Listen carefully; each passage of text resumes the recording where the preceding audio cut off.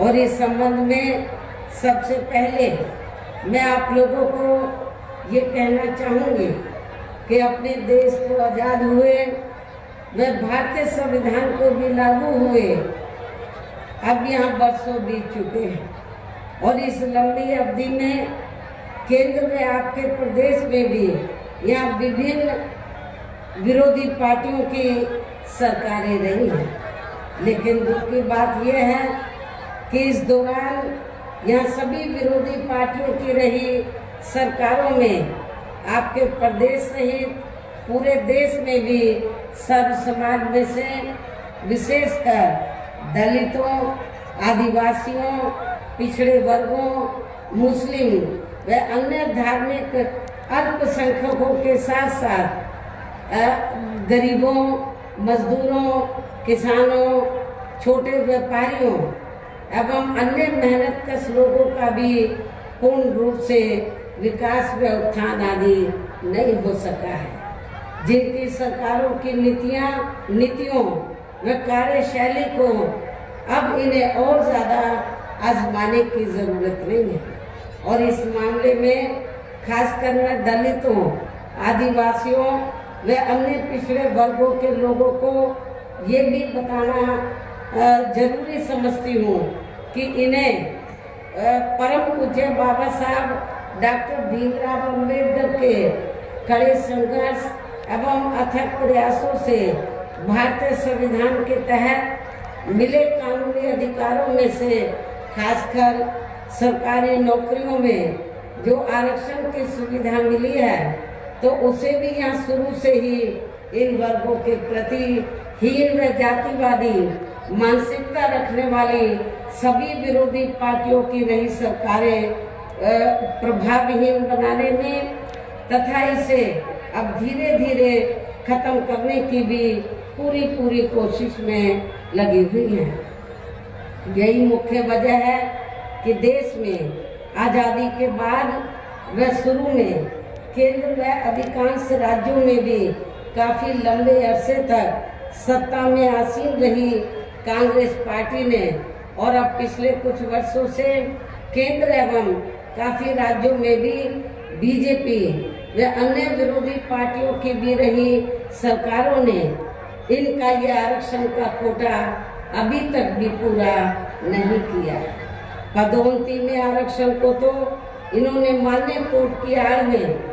काफ़ी हद तक खत्म ही कर दिया है और इस मामले में लगभग यही खराब स्थिति हमें यहाँ आपके मध्य प्रदेश स्टेट में भी देखने के लिए मिल रही है। इसके साथ ही अब इन वर्गों के लोगों को प्राइवेट सेक्टर में आरक्षण दिए जाने की व्यवस्था किए बिना ही केंद्र व राज्यों में भी ज़्यादातर सरकारी कार्य यहाँ प्राइवेट सेक्टर के जरिए देश के अधिकांश बड़े बड़े पूंजीपतियों व धर्म सेठों को ही दिए जा रहे हैं, जिसके कारण अब पूरे देश में इन वर्गों के लोगों को आरक्षण का बहुत कम ही लाभ मिल पा रहा है और इससे अब पूरे देश में दलितों व आदिवासियों के साथ साथ अन्य पिछड़े वर्गों को भी काफ़ी ज़्यादा नुकसान हो रहा है। जबकि अन्य पिछड़े वर्गों के लोग मंडल कमीशन की कांग्रेस पार्टी की रही सरकार में नहीं मिली है बल्कि बीएसपी के कड़े संघर्ष एवं अथक प्रयासों से ही केंद्र में रही श्री बीपी सिंह की सरकार में इन्हें ये सुविधा मिली है, जिसका अब यहाँ जातिवादी विरोधी पार्टियों की सरकारें इन्हें पूरा लाभ नहीं दे पा रही है। और यहाँ मैं आप लोगों को ये भी बता देना चाहती हूँ, अब चुनाव के दौरान खास तौर से कांग्रेस पार्टी के बड़े नेता ये कहते हैं कि अति पिछड़े वर्ग को पूरा लाभ दिलाने के लिए जातीय जनगणना होनी चाहिए, जातीय जनगणना, लेकिन शायद इन्हें ये मालूम होना चाहिए और अपने लोगों को भी ये मालूम होना चाहिए कि जब अंग्रेजों के जाने के बाद केंद्र में लंबे अरसे तक कांग्रेस पार्टी पावर में रही तो कांग्रेस पार्टी की हुकूमत के दौरान सबसे पहले पिछड़े वर्ग के लोगों को आरक्षण देने के लिए तो जो सर्वे हुआ था, काका कालेकर की रिपोर्ट आई, उसे कांग्रेस पार्टी की सरकार ने उस समय लागू नहीं किया। उसके बाद मंडल कमीशन की रिपोर्ट आई, उसे कांग्रेस पार्टी की सरकार ने लागू नहीं किया। तो जो कांग्रेस पार्टी अति पिछड़े वर्गों की मंडल कमीशन की रिपोर्ट को जिसने लागू नहीं किया, काका कालेकर की रिपोर्ट को लागू नहीं किया, आज वो चुनाव के दौरान पिछड़े वर्गों की वोट लेने के लिए जो बड़ी बड़ी बातें कर रहे हैं, जातीय जनगणना की, मेरे ख्याल आप लोगों को इनकी हवाई बातों के बहकावे में नहीं आना चाहिए, खास तौर से पिछड़े वर्ग के लोगों को। और पिछड़े वर्ग के लोगों को जो आरक्षण की सुविधा मिली है, तो ये देन बीएसपी की है। बीएसपी के अथक प्रयासों से श्री बीपी सिंह की सरकार में तो ये सुविधा इन्हें मिली है। इसके साथ ही श्री बीपी सिंह की सरकार में इन वर्गों के मसीहा परम पूज्य बाबा साहब डॉक्टर भीमराव अम्बेडकर को भी यहाँ भारत रत्न की उपाधि से सम्मानित किया गया है, जिसके लिए वो हर प्रकार से पात्र भी थे। यानी कि कांग्रेस पार्टी ने लंबे अरसे तक पावर में रहकर बाबा साहब को भारत रत्न की उपाधि देना उचित नहीं समझा। तो ये बीपी सिंह की सरकार में बीएसपी के अथक प्रयासों से बाबा साहब डॉक्टर अम्बेडकर को इस उपाधि से सम्मानित किया गया, जो बहुत पहले ही इनको ये सम्मान मिल जाना चाहिए था, जिसके लिए विशेषकर इतना वो डिले हुआ, तो जिसके लिए विशेषकर कांग्रेस पार्टी प्रमुख तौर से जिम्मेवार या कसूरवार भी है। इससे वर्गों के प्रति इस पार्टी की हीन व जातिवादी मानसिकता साफ झलकती है, जिसने फिर इनके कर्मा को आगे बढ़ाने वाले व हर मामले में समर्पित व्यक्तित्व मान्यवर श्री कांशीराम जी के देहांत होने पर केंद्र में रही इसी कांग्रेस पार्टी की सरकार के चलते एक दिन का भी राष्ट्रीय शोक घोषित नहीं किया गया था। इसे भी आप लोगों को याद रखना चाहिए। यहाँ मैं इन वर्गों के मामले में ये भी कहना चाहूँगी, केंद्र द्वारा देश की लोकसभा व राज्य विधानसभाओं में महिलाओं को जो 33% आरक्षण देने की व्यवस्था की गई है, तो उसमें SC, ST व OBC वर्गों की महिलाओं को अलग से कुछ भी आरक्षण नहीं दिया गया है। इतना ही नहीं, बल्कि इन वर्गों के लोगों को जुर्म जाति से निजात दिलाने के लिए जो भी अनेकों नियम व कानून आदि बने हैं, तो उन पर भी केंद्र व अधिकांश राज्यों की भी सरकारें सही से अमल नहीं कर पा रही हैं, जिससे अब यह खासकर दलितों व आदिवासियों के ऊपर शोषण करने वाले लोगों का मनोबल और भी ज्यादा बढ़ रहा है। और ये सब हमें यहाँ आपके मध्य प्रदेश स्टेट में भी काफी कुछ देखने के लिए मिल रहा है। इसी प्रकार हमें पूरे देश में मुस्लिम व अन्य धार्मिक अल्पसंख्यक समाज के लोगों की भी हालत कोई खास अच्छी नजर नहीं आती है, जिसका काफी कुछ खुलासा केंद्र सरकार की सच्चा कमेटी की रिपोर्ट में भी किया गया है। इनके साथ साथ अपर कास्ट समाज में से खासकर गरीब लोगों की भी आर्थिक स्थिति अभी भी पूरे देश में यहाँ काफी ज्यादा खराब व दयनीय बनी हुई है। इनके अलावा आपके प्रदेश से पूरे देश में सर्व समाज में से विशेषकर यहाँ गरीब, मजदूर, किसान, कर्मचारी, व्यापारी एवं अन्य मेहनत के लोग भी अपनी विभिन्न समस्याओं को लेकर अभी भी हमें काफी ज्यादा दुखी ही नजर आते हैं। और इनमें से किसान वर्ग तो केंद्र की वर्तमान भाजपा सरकार द्वारा बनाई गई गलत नीतियों के कारण काफी ज्यादा परेशान व आंदोलित भी रहा है। लेकिन इन सबके मुख्य वजह हमारी पार्टी केंद्र में आपके मध्य प्रदेश स्टेट में भी यहाँ अब तक रही सभी विरोधी पार्टियों की सरकारों की जातिवादी, पूंजीवादी व संकीर्ण मानसिकता के तहत बनाई गई उनकी गलत नीतियों एवं गलत कार्य प्रणाली को ही काफी हद तक जिम्मेवार मानकर चलती है। और इस मामले में खासकर इनकी गलत आर्थिक नीतियों की वजह से ही आए दिन यहाँ पूरे देश में गरीबी, बेरोजगारी व महंगाई आदि भी काफी ज्यादा बढ़ रही है। हालांकि इस मामले में शुरू से ही हमारी पार्टी केंद्र व राज्य सरकारों से भी हर स्तर पर ऐसी नीति अपनाने की लगातार ये मांग करती आ रही है कि देश में कुछ गिने चुने पूंजीपतियों व धन्ना सेठों का विकास होने की बजाय बल्कि यहाँ गरीब व आम लोगों का ही विकास होना चाहिए। तभी फिर सही मायने में यहाँ की आम जनता अपनी गरीबी, बेरोजगारी, महंगाई व अन्य और भी समस्याओं से काफी हद तक निजात पा सकती है। इसके साथ साथ अब अपने देश में भ्रष्टाचार भी हर स्तर पर काफी ज्यादा बढ़ रहा है, जिससे आपका खुद का अपना मध्य प्रदेश स्टेट भी अछूता नहीं रहा है। और इन सब के लिए हमारी पार्टी आजादी के बाद से लेकर अभी तक केंद्र व देश के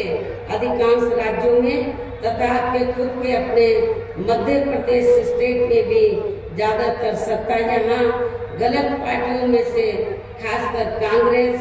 बीजेपी व इनकी सहयोगी पार्टियों के हाथों में ही आने को मानकर चलती है। और इन सभी विरोधी पार्टियों को हमारी पार्टी इसलिए भी जिम्मेवार मानकर चलती है क्योंकि आजादी के बाद से लेकर अभी तक लगभग ये सभी विरोधी पार्टियां केंद्र व देश के अधिकांश राज्यों में भी ज्यादातर यहाँ बड़े बड़े पूंजीपतियों व धन्ना सेठों की ही आर्थिक मदद से सत्ता में आती रही हैं। और सत्ता में आ जाने के बाद फिर ये पार्टियां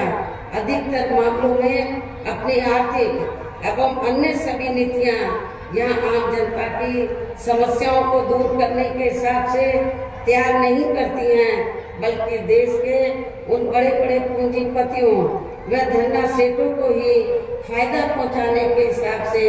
अपनी अधिकांश नीतियां तैयार करती हैं, जिनके धन व बल से चुनाव लड़कर ज्यादातर ये पार्टियां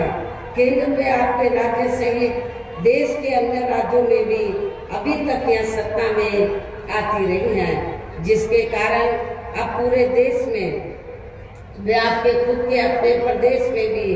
अभी भी हमें यहाँ सब समाज के लोग अधिकांश मामलों में अपनी विभिन्न समस्याओं को लेकर काफी ज्यादा दुखी व परेशानी नजर आते हैं, जबकि पूरे देश में बीएसपी ही अकेली एक ऐसी पार्टी है जो विरोधी पार्टियों की तरह देश के बड़े बड़े पूंजीपतियों व धन्ना सेठों की आर्थिक मदद से नहीं बल्कि अपनी पार्टी के ही आम कार्यकर्ताओं की आर्थिक मदद से चुनाव लड़कर यहाँ केंद्र व राज्यों की सत्ता में आना चाहती हैं, ताकि हमारी पार्टी सत्ता में आने के बाद फिर बिना किसी दबाव के वे आजाद होकर सब समाज के लोगों की सभी समस्याओं का समाधान करके उन्हें हर मामले में वे हर स्तर पर खुशहाल बना सके। और इसी आधार पर चलकर ही आबादी के हिसाब से देश के सबसे बड़े प्रदेश उत्तर प्रदेश में 4 बार हमारी पार्टी ने अपने नेतृत्व में यहाँ सरकार भी बनाई है। और हमने अपनी सभी चारों नई सरकारों में अपनी पार्टी के विचारधारा एवं सिद्धांतों के तहत चलकर वैसे तो यहाँ सब समाज के हितों का पूरा ध्यान रखा है, लेकिन सभी मामलों में प्राथमिकता पहले हमने वहाँ सब समाज में से विशेषकर उन दलितों, आदिवासियों, पिछड़े वर्गों, मुस्लिम व अन्य धार्मिक अल्पसंख्यक समाज के लोगों को तथा गरीब एवं असहाय लोगों को ही दिया है, जिनके यहाँ हर मामले में व हर स्तर पर सभी विरोधी पार्टियों की रही सरकारों में उनकी हीन, जातिवादी, संकीर्ण व पूंजीवादी सोच होने के कारण काफी ज्यादा उपेक्षा की गई है। इसके साथ साथ हमने उत्तर प्रदेश में गरीब एवं बेरोजगार लोगों को दूसरी पार्टियों की रही सरकारों की तरह मामूली सा बेरोजगारी भत्ता न देकर उन्हें बड़ी तादाद में सरकारी व गैर सरकारी क्षेत्रों में स्थायी रोजगार भी उपलब्ध कराए हैं। साथ ही गरीब भूमिहीन लोगों को खेती करने के लिए उन्हें फ्री सरकारी जमीन भी दी है, जिससे वहाँ लाखों गरीब लोगों को फायदा पहुँचा है। इसके अलावा हमारी पार्टी की रही सरकार ने वहाँ विभिन्न क्षेत्रों में लगे लोगों के साथ साथ छात्रों, युवाओं, महिलाओं व बुजुर्गों आदि के हितों में भी अनेकों महत्वपूर्ण व ऐतिहासिक कार्य किए हैं, जिनसे उन्हें काफी ज्यादा लाभ पहुंचा है। और अब विरोधी पार्टियां उसकी नकल तो कर रही हैं, लेकिन नीयत साफ नहीं है, उसका फायदा उनको सही मायने में पहुंचाने में वो सक्षम नहीं है। साथ ही हमने उत्तर प्रदेश में सर्व समाज के लोगों के ऊपर किसी भी प्रकार की कोई जुल्म जाति आदि भी नहीं होने दी है, बल्कि हमारी पार्टी की रही सरकार ने वहाँ जुल्म जाति करने वाले लोगों को बिना कोई देरी किए हुए उन्हें तुरंत ही जेल की सलाखों के अंदर भेजा है, जहाँ हमारी सरकार में उनकी सही व असली जगह होती है, जिसकी यहाँ के प्रदेश में भी काफी सख्त जरूरत है। इतना ही नहीं, बल्कि हमारी पार्टी की रही सरकार ने यहाँ अपने देश में दलित एवं अन्य पिछड़े वर्गों में समय समय पर जन्मे हमारे महान संतों, गुरुओं व महापुरुषों में भी खासकर महात्मा ज्योतिबा फूले, छत्रपति शाहू जी महाराज, श्री नारायण गुरु, बाबा साहब डॉक्टर भीमराव अम्बेडकर एवं मान्यवर श्री कांशीराम जी आदि को भी विभिन्न रूपों में पहली बार वह पूरा आदर सम्मान दिया है, जिन्हें विरोधी पार्टियों के लोग अभी तक भी आसानी से पचा नहीं पा रहे हैं। इस प्रकार से उत्तर प्रदेश में हमारी पार्टी ने अपने सभी 4 वर्ष शासनकाल के दौरान वह हर मामले में व हर स्तर पर सर्व समाज के लोगों को काफी बेहतरीन सरकार दी है। और यदि आप लोग भी यहाँ अपने मध्य प्रदेश स्टेट में आम जनहित के व खासकर कमजोर एवं उपेक्षित वर्गों के हितों में ऐसे ही कार्य करना चाहते हैं, तो ऐसे ही आप लोग कार्य करना चाहते हैं। इसके साथ ही आपके प्रदेश की जनहित से जुड़ी जो भी यहाँ स्थानीय समस्याएं हैं, तो उन्हें भी दूर करना चाहते हैं, तो फिर आप लोगों को भी उत्तर प्रदेश की तरह ही यहाँ अपने मध्य प्रदेश स्टेट में भी अपनी पार्टी को हर मामले में मजबूत बना के यहाँ अपनी खुद की सर्वजन हिताय व सर्वजन सुखाय की नीतियों पर आधारित सरकार बनानी होगी, जिसके लिए अब आप लोगों को यहाँ अपने मध्य प्रदेश स्टेट में इस समय विधानसभा के लिए हो रहे आम चुनाव में अपनी पार्टी का बेहतर रिजल्ट लाना होगा। और इसके लिए आप लोगों को वोट पड़ने तक यह सत्ताधारी पार्टी व अन्य सभी विरोधी पार्टियों के साम दाम दंड भेद आदि हथकंडों से भी जरूर सावधान रहना है। और इस मामले में खासकर आप लोगों को विरोधी पार्टियों के जारी किए गए उनके हवाई व प्रलोभन भरे चुनावी घोषणा पत्रों आदि के बहकावे में तो कतई भी नहीं आना है, जिन्हें ये पार्टियां सत्ता में आने के बाद अधिकांश अमल में नहीं लाती हैं, जिस पर से अब जनता का काफी हद तक विश्वास ही उठ गया है। इसलिए हमारी पार्टी किसी भी चुनाव में अपना कोई भी चुनावी घोषणा पत्र आदि जारी नहीं करती है। वैसे भी हमारी पार्टी कहने में बहुत कम बल्कि कार्य करके दिखाने में ही ज्यादा विश्वास रखती है, अर्थात जो कहती है तो उसे करके भी दिखाती है। और ये सब हमने उत्तर प्रदेश में करके भी दिखाया है। और अब मेरा यही कहना है कि आप लोगों को अपने खुद के व अपने मध्य प्रदेश स्टेट के भी हित में यहाँ अपनी पार्टी बीएसपी की ही सरकार बनाना बहुत जरूरी है। तभी फिर यहाँ के प्रदेश में परम पूज्य बाबा साहब डॉक्टर भीमराव अंबेडकर एवं मान्यवर श्री काशीराम जी आदि का भी अधूरा रहा सपना सही साकार हो सकता है, जिन्होंने कदम कदम पर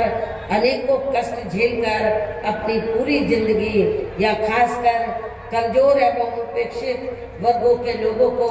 अपने पैरों पर खड़ा करने के लिए समर्पित की है, जिसे भी खास ध्यान में रखकर अब आप लोगों को यहाँ अपने प्रदेश में विधानसभा का आम चुनाव लड़ रहे हैं। अपने उम्मीदवारों को जो यहाँ मंच पर बैठे हैं, कुछ सामने भी शायद बैठे हैं, तो मेरी आप लोगों से पुरजोर अपील है कि आप लोगों को अपने इन सभी उम्मीदवारों को अपनी बीएसपी पार्टी के हाथी चुनाव चिन्ह के सामने वाले बटन को दबा के इनको जरूर कामयाब बनाना है, जिताना है। और इसके लिए आप लोगों को वोट पड़ने वाले दिन अब आप लोगों को वोट पड़ने वाले दिन अपने सभी कार्य छोड़कर वे अपने अपने पोलिंग बूथों पर समय से पहुंचकर अपना वोट डालने के लिए जरूर जाना है। और इस मामले में हमारी महिलाएं जो मुझे सुनने के लिए बड़ी तादाद में आई हैं, वो भी पीछे नहीं रहेंगी, वो भी अपना वोट डालने के लिए सुबह जरूर जाएंगी। इसके साथ ही अपनी पार्टी का एक भी वोट पढ़ने से न रह जाए तो उसका भी आप लोगों को विशेष ध्यान रखना है। इस प्रकार से आप लोगों को अपनी पार्टी को कामयाब बनाने का हर संभव पूरा प्रयास करना है, जिसके लिए तो आपके स्थानीय नेताओं के साथ साथ केंद्र से भी भेजे गए श्री राम जी गौतम व इनके अन्य सभी साथी पूरे जी जान से यहाँ लगे हुए हैं। काफी लंबे समय से यहाँ लगे हुए हैं